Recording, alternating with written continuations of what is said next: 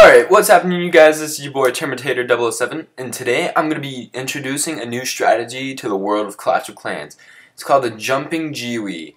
Now, it's a little bit like Hogs, but it's using Giants and Wizards. I mean, it's kind of a hybrid in between Hogs and the GIWI, really. So, what you do first is you gotta learn out the Clan Castle and Heroes. I might end up using some witches in my Clan Castle to take care of them, but this was basically just a trial run. This was actually the first time I tried it, and it was moderately successful. I took on a little bit of a weaker base, as you might be able to see a little bit later in this. Well, a little bit weaker for the type of troops I have, but still. Alright, so I'm going to finish taking out that king, then I'm going to go ahead with the attack. Now, what I do is I spread my giants out, and that's taken from the GIWI because you want your golems to spread out. Then I'm placing a jump spell. And the jump comes from the Hogs. The Hogs, their main advantage is that they don't have to deal with walls. So I really wanted that for my Giants. I bring 3 jump spells with me. I might mix up the spells a little bit as I develop the strategy more, but this is the basics for it here. Alright, after that I'm sending in my Wizards. And your Wizards are really going to be your main attacking force. They're the ones who are going to get you that clear path, that Town Hall, so you can send your heroes in. Alright, my Giants are doing a great job taking all that damage. This was a little bit of a dead base, so it was a little bit easier, but it was still pretty good for the first time I'd used this attack. I'm sending my king in now. Once he gets over to this right side, I'm going to put him into rage mode. That way he can block all the defenses for my queen. Alright, placing a jump spell there. That's my last one. We've already taken out the center, so now we're just going for 3 stars. I got my king going to the outside, that's not too bad, but I got a lot of my giants in the middle still, so that was really awesome. My queen's doing work, and the biggest advantage with this strategy is when you're taking on these defenses versus when you have golems as your meat shield. They can be taken out pretty easily if they're single target infernos or high level Teslas, versus if you have these giants, they have multiple targets to attack, so that really helps out this raid. My Wizards are doing a great job cleaning up. And versus with the Hogs, you send your Wizards in a lot later to do the actual cleanup. This is more taken from the GIWI because you want them to do the damage as you're going along. Alright, 3 seconds cleaning up. This was an easy 3-star and decent loot as well. Alright, we're going to go ahead and go to the next raid. Alright, my defense log is holding up pretty well. I've only lost about... The most I've lost in a raid is 200,000. That was because some guy used Hogs on me, and I do have an Inferno tower down, if you guys saw that in my last Just Clashing with Terminator. Alright, so I'm learning out the Clan Castle. I thought about using a Lightning here, because I bring one of those with me, but I think instead I'm going to substitute that out for a Rage spell to maybe make my Giants go a little faster.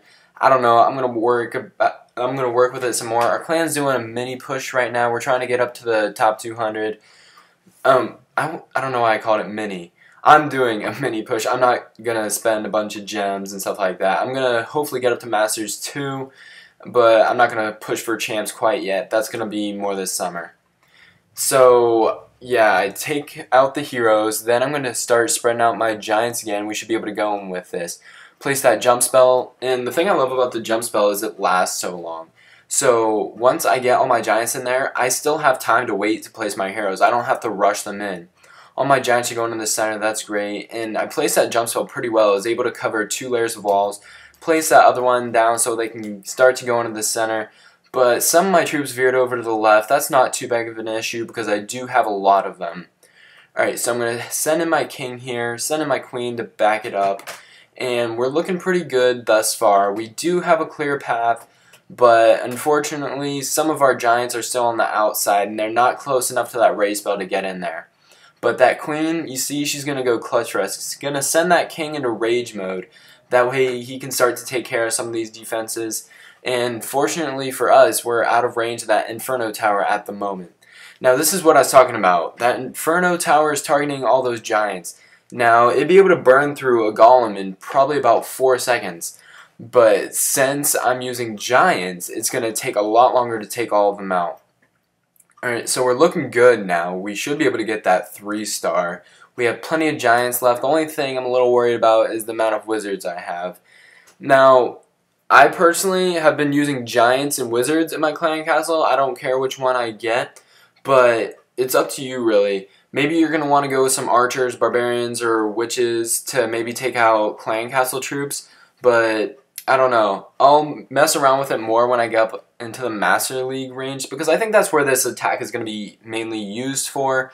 I don't think it's going to be able to get you into champs necessarily, unless you come up with some sick spell combinations. So 100% there, 17 trophies, some pretty good elixir. Alright, we're going to go ahead and with the last attack. Yeah, as I was saying, it's probably going to get you into Master League. Like Hogs are really good up in Masters, but I don't think it's going to be too much of a pushing strategy. But one thing good about it is it saves you a ton of loot, so you can have enough loot saved up for when you want to do those really expensive pushing armies. Alright, so I'm only taking out the queen on this one. I'm not going to worry about the clan castle because I feel like my wizards can clean it up. And the reason I went for this is because there was a good amount of dark elixir actually, and I'm trying to upgrade my queen, trying to get her up to level 20. I'm getting her up to 15 now. I actually started that right after this video. And yeah, I want to get them up to both my heroes up to 20 before I push. I don't know if I can. They're both going to be up to 15 now. I'm going to do my queen, I think, first to 20, get her all the way up there. Alright, so back to this raid. I use a rage spell. I'm trying to get in there to those expos, take those out quick. I'm not using my heroes on this one. They were down for the count, but I'm not going to worry about that really.